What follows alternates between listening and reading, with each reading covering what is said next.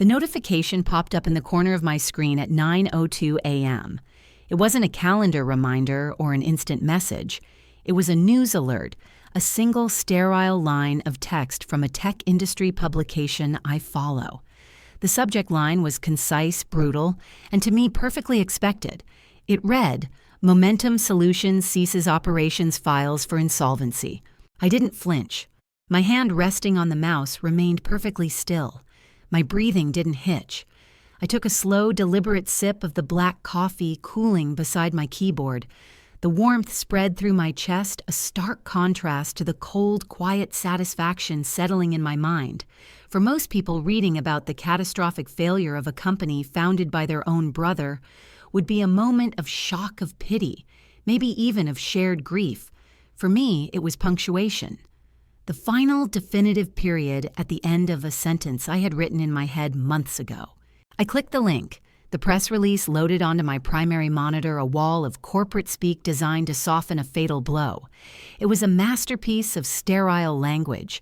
Words like restructuring market headwinds and exploring strategic alternatives were scattered throughout like flowers laid on a grave. But I saw through them. I'm a software architect. My entire career is built on stripping away superficial layers to understand the core logic underneath. And the core logic here was simple. The engine had seized, the gears had stripped, and the entire machine had torn itself apart. There it was in the second paragraph, the name. Founded by charismatic entrepreneur Matthew Gray. My brother. 29 years old, the golden boy. The one who could walk into any room and leave with a dozen new friends and 3 job offers.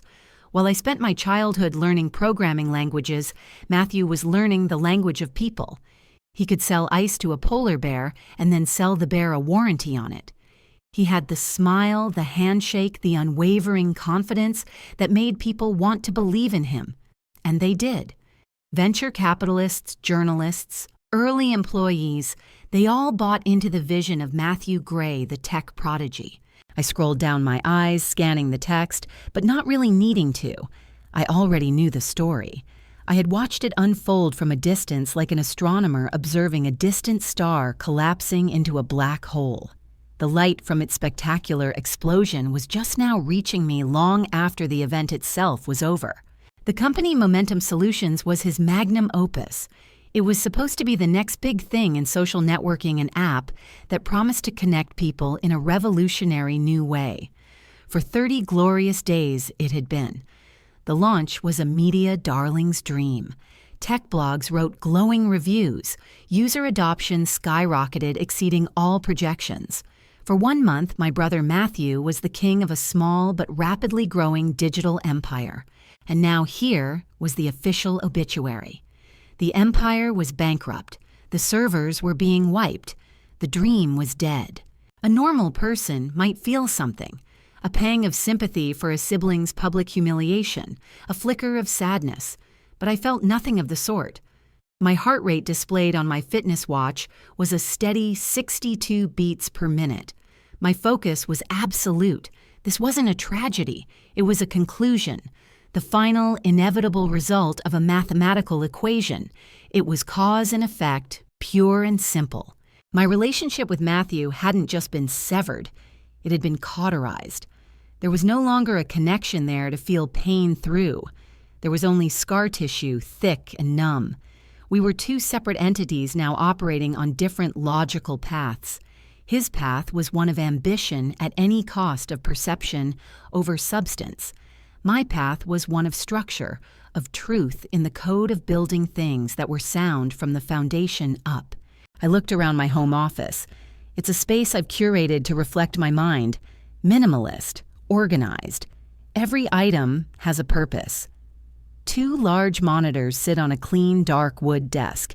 My keyboard is perfectly parallel to the edge. A single, healthy succulent sits in the corner, its needs simple and predictable. It's a controlled environment, a sanctuary of logic and order. It was in this very room that the countdown to today began. No, that's not right. I didn't plant the seed of his destruction. He stole it. He walked in here into my sanctuary and took it thinking it was a treasure. He never once stopped to consider that it might be a trap. Not because I'm malicious, but because he is not thorough. He saw the shiny exterior and never bothered to check the integrity of the architecture. The press release mentioned the unforeseen technical challenges that led to the platform's instability. Unforeseen. I almost laughed. It was the most foreseen event of my entire 32 years on this planet. I had seen it coming with the clarity of a prophet. I knew the exact reason. I knew the exact number of users that would trigger the cascade failure. 1,000. The moment his platform had 1,000 concurrent users, the system would collapse. And 7 days ago it did. I watched it happen in real time, not on his app, but on social media. The first confused posts. Hey, did my account just get wiped? Then the anger. I lost all my data. What is this garbage? Then the mockery. The memes. The tech journalists who had been singing his praises just weeks before turning on him with a viciousness reserved for truly spectacular failures. They called it a glass house, a Potemkin village, a startup built on hope and duct tape. They were all wrong. It wasn't built on hope. It was built on theft. And it wasn't held together by duct tape. It was held together by a single elegant and deeply flawed piece of my code. I leaned back in my chair, the leather creaking softly in the quiet room. The screen in front of me displayed the final verdict on my brother's ambition. He had flown so high, so fast. He had stood on stages, his face projected on giant screens, talking about the future he was building. He had been the cover story, the next big thing. And all of it was powered by a stolen prototype. I had built a prototype I had shelved precisely because I knew it was a ticking time bomb. In his arrogance, in his rush to the top, he never once had his team perform a deep architectural audit.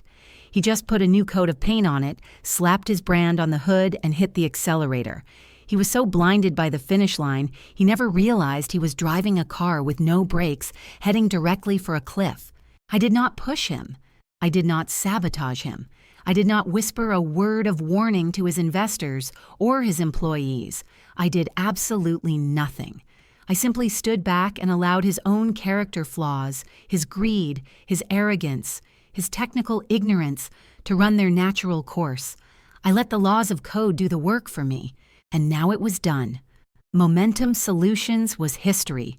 My brother Matthew Gray had his wings of stolen wax melted by the sun of public scrutiny, and I, Anthony Gray, age 32, the quiet architect who lived in his shadow, was the only one left flying.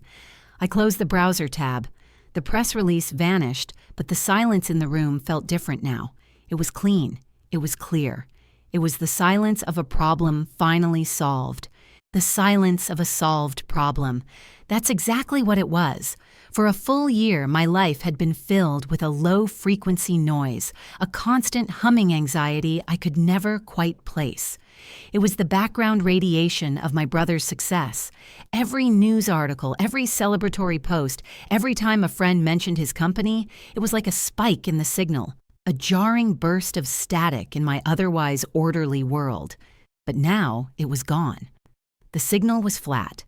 The background hum had faded to absolute zero. My eyes drifted from the blank monitor to the succulent on the corner of my desk. A simple organism. It needed light, a little water, and stable ground. Give it those things, and it would thrive. Deny them, and it would wither. It was a system with clear, unbreakable rules, predictable, honest. My brother Matthew was never like that. He was all dazzling, chaotic growth, a vine that would choke out the sun from everything around it just to get a little higher. He didn't care about stable ground, he'd just find a stronger tree to cling to. For a while, I had been that tree. The memory of that day 5 months ago surfaced without effort. It wasn't a hazy dream. It was sharp clear, like a piece of archived footage I could play back with perfect fidelity. It was a Tuesday. I remember because my weekly project sync had just ended. Matthew had called that morning, his voice buzzing with that familiar, infectious energy he could turn on like a faucet. "Big bro, you got a minute this afternoon? I'm in the neighborhood, wanted to pick your brain on something." He was always in the neighborhood, and he was always picking my brain. At 29, he had the ambition of a conqueror, but the technical depth of a puddle. He was a salesman. He could sell ice in the Arctic and sand in the desert. He sold ideas. He sold futures. The only thing he couldn't do was build them. That was my job. Since we were kids, he was the one with the grand schemes, and I was the one he came to asking. But could you make it work? I told him to come by. I was in a good mood. I had just shelved Project Synapse a month prior. It felt like a failure at the time, but as a software architect, I knew that discovering a fatal flaw before launch is its own kind of success. It's the difference between finding a crack in the foundation while you're still looking at the blueprint versus finding it when the skyscraper is 50 stories high. One is a setback, the other is a catastrophe. Project Synapse was my baby. For a year, I had poured my evenings and weekends into it. It was a social networking concept, but with a unique architecture designed for privacy and user control. Version 0.8 was functional. It was beautiful even. The user interface was clean, the logic was sound. I ran simulations, stress tests, and for a while it seemed perfect. Then I found it, the catastrophic flaw. It wasn't a simple typo in the code. It was something far more insidious buried deep in the database architecture I had designed. It was elegant, fast, and efficient with a small number of users, but it wasn't scalable. My tests showed that it worked flawlessly with up to 1,000 concurrent users. The moment user 1001 logged on, a cascade failure would begin. Data indexes would corrupt. Pointers would cross. User accounts would essentially start overwriting each other, leading to an irreversible, chaotic collapse. It was a digital time bomb set to go off at the first taste of real success. So 6 months before that day, I had officially put it on ice. I archived the directory, labeled it version 0.8, and started sketching out a completely new foundation.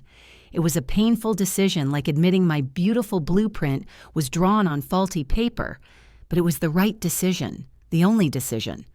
When Matthew arrived 5 months ago, he was a whirlwind of charisma.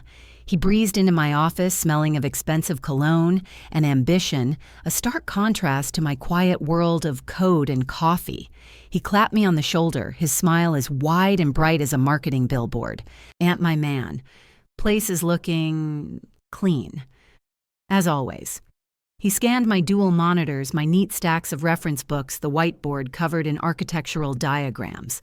His eyes always had a hungry look in here, like a kid in a candy store he didn't have the money for. "What's the emergency, Matt?" I asked, leaning back in my chair. "No emergency, just vision. I've got this idea, man. It's huge. It's going to change the way people connect. Think bigger than Facebook, more intuitive than anything out there." He spent the next 10 minutes pacing my office, painting the air with his hands, describing a platform that sounded suspiciously familiar. He was describing the exact problem Project Synapse was designed to solve. He was using my terminology, my market analysis, all the things I'd rambled to him about over beers for the past year. He was pitching my own idea back to me, but with more buzzwords. I listened patiently, a knot tightening in my stomach. I had always been the open book in our relationship. He was my brother. I thought we were on the same team. I'd show him my projects, my code, my business plans, proud of the work, and he'd always been my biggest cheerleader. "This is genius, Ant. You're going to be a millionaire," he'd say. I never realized he wasn't cheering for me. He was taking notes. Then my phone rang. The caller ID showed it was a high-priority alert from a freelance client. A server was down, a big one. It was the kind of call that meant dropping everything. "Sorry, Matt, I have to take this. It's an emergency." "No sweat, bro. Handle your business. I'll just hang here for a bit, maybe grab a water." I swiveled in my chair and walked into the living room, phone pressed to my ear, already deep in conversation with a frantic IT manager. I was talking through diagnostics, SSC commands, reboot sequences. My mind was a million miles away, focused entirely on the crisis at hand. The entire call lasted maybe 20 minutes. But the crucial window, the one that mattered, was the first 15. 15 minutes where my workstation was on my screen was unlocked, and my brother was alone in my office, my sanctuary. When I came back in the crisis, averted, I found Matthew staring at my whiteboard, sipping a glass of water. He looked thoughtful. "Everything good?" he asked, his expression perfectly calm. "Yeah, just a server fire, all handled. Where were we?" "We were talking about the future," he said with a grin. "Listen, Aunt, I gotta run. But keep that idea warm. You're sitting on a gold mine, a real gold mine." He gave me another one of his signature shoulder clasps, and then he was gone. The room felt quiet again. Too quiet. I sat down at my desk. Everything looked exactly as I had left it. There was no evidence, no sign of a break-in, because there wasn't one. I had left the door wide open. It was only a week later that the first inklings of doubt crept in. I saw an email he'd accidentally copied me on a message to a potential investor. It contained a one-page pitch document. The language in it was mine. The key features he listed were the exact features of Project Synapse. My blood ran cold. I didn't confront him. What could I say? "Did you copy my files when I took a phone call?" He would have laughed it off, called me paranoid. He would have twisted it, manipulated the situation, made me feel like the bad guy. That was his gift. So I did the only thing a man like me could do. I waited, I watched, and I trusted in the laws of the system. I trusted in the Flaw, because I knew exactly what he had done in those 15 minutes. He hadn't just glanced at my screen. He'd seen the directory on my desktop, the one neatly labeled Project Synapse V0.8. He'd seen the subfolders Source Code, Business Plan, Market Research. And with the predatory opportunism that defined him, he had plugged in a concealed flash drive and copied the entire thing. The whole blueprint. The keys to the kingdom. He had stolen my project. But he had stolen the shelved project. He had stolen version 0.8. He had stolen the beautiful, gleaming, magnificent skyscraper with the cracked foundation. He was so focused on the penthouse view that he never bothered to check the structural integrity report. He didn't have the skills to read it even if he had. He just saw a shortcut to the sky and he took it never once, thinking about the fall. So as I sat there 5 months later in the profound silence of his failure, I felt no anger, no rage. Just a cold, quiet sense of order being restored to the universe. He hadn't just stolen my code, he had stolen my mistake. And the beauty of a mistake in a logical system is that it is absolute. It is not open to interpretation. It doesn't care about charisma or ambition or how much seed funding you have. It is a mathematical certainty, a time bomb. And his time had just run out. The silence was no longer empty. It was full. It was filled with the weight of consequence, the perfect, elegant, and inevitable consequence of his own actions. The first article appeared 4 months before the end. I was scrolling through a tech news aggregator, coffee in hand, when I saw his face. Matthew, age 29, smiling, that $1 million smile arm draped over the shoulder of a venture capitalist, old enough to be his father.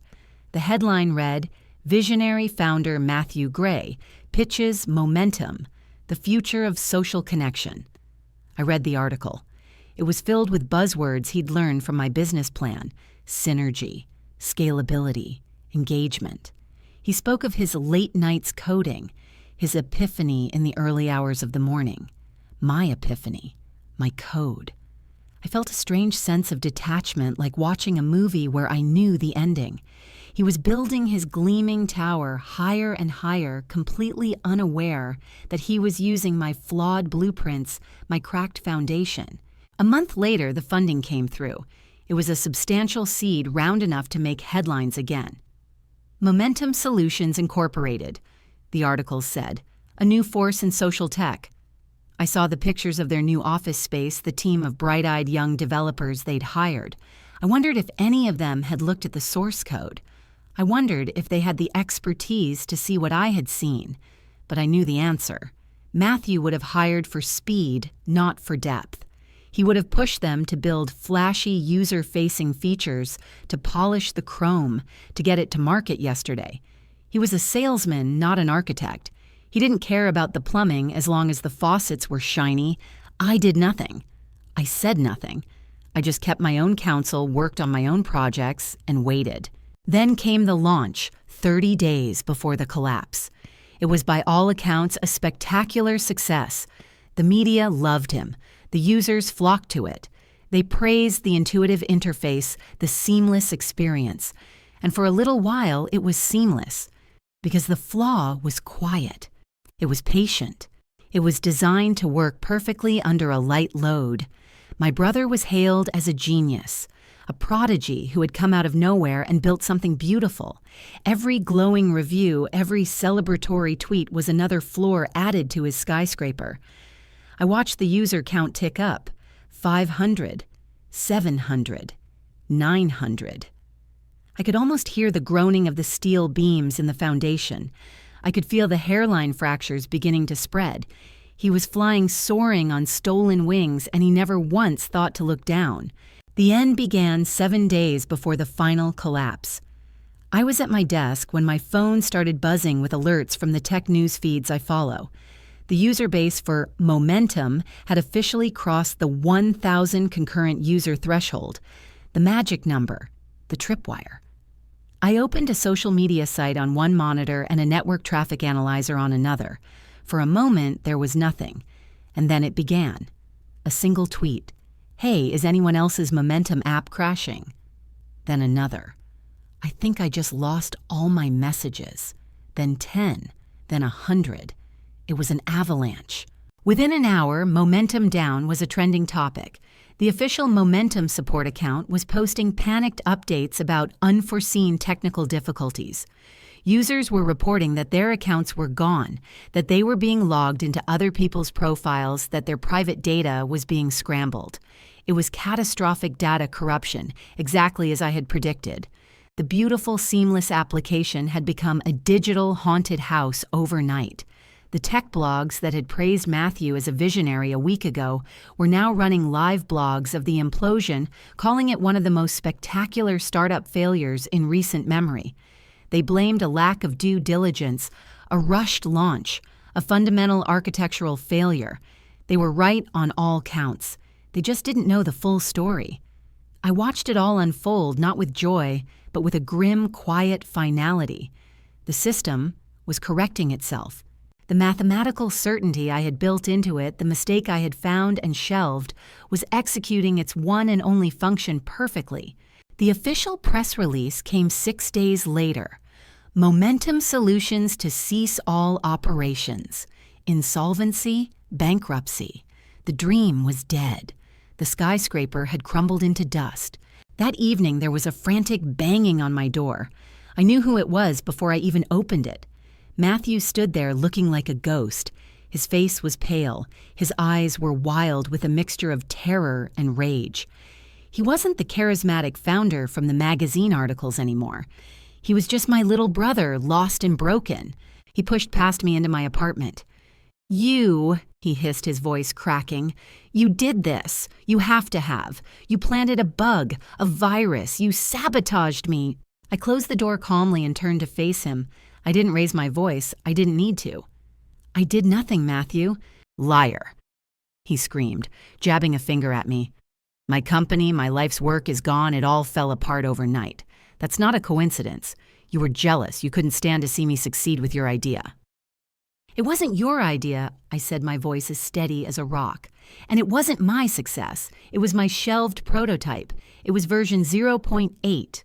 He stared at me, his frantic anger momentarily replaced by confusion. "What are you talking about?" "The Flaw," I said, speaking slowly, letting each word land. "The database scaling Flaw. I found it 6 months ago, a full month before you came over that day, before you copied my files." The color drained from his face. He finally understood. The application was designed to work perfectly with up to 1,000 concurrent users. I continued, my voice devoid of emotion. "Beyond that threshold, the database connections overload and begin to corrupt the data, catastrophically. I discovered it during stress testing and shelved the project until I could re-architect the entire backend. You stole a broken machine, Matthew. You painted it, polished it, and sold it as a brand new car. But you never once bothered to look under the hood. I didn't have to sabotage you. Your own ambition and your own ignorance did all the work for me. You flew too close to the sun, and the wings I built weren't designed for that altitude. I knew that. You didn't. He just stood there speechless. The fight was gone. The rage was gone. All that was left was the hollowed-out shell of a man who had built his entire world on a lie, only to watch it collapse precisely as designed. He didn't say another word. He just turned, walked out the door, and closed it softly behind him. I never saw him again. And now I sit here, at my workstation. The press release is still on my screen, a digital tombstone for a company that never should have existed. There is no elation. There is no triumphant laughter. My victory isn't in his failure. It's in the quiet vindication of my work. It's in the knowledge that integrity in the end has a structure that ambition alone can never replicate. He stole my work, but he couldn't steal my understanding. I am free. Free from the shadow of his charisma, his lies, his fraudulent success. The story is over. His story. I close the browser tab. The screen is now empty, clean. I move my cursor and create a new folder on my pristine desktop. A familiar anticipation stirs within me the quiet thrill of creation. A blank slate, a solid foundation. I type its name. The letters appear stark and white against the dark background. Synapse V1.0. It's time to build it right.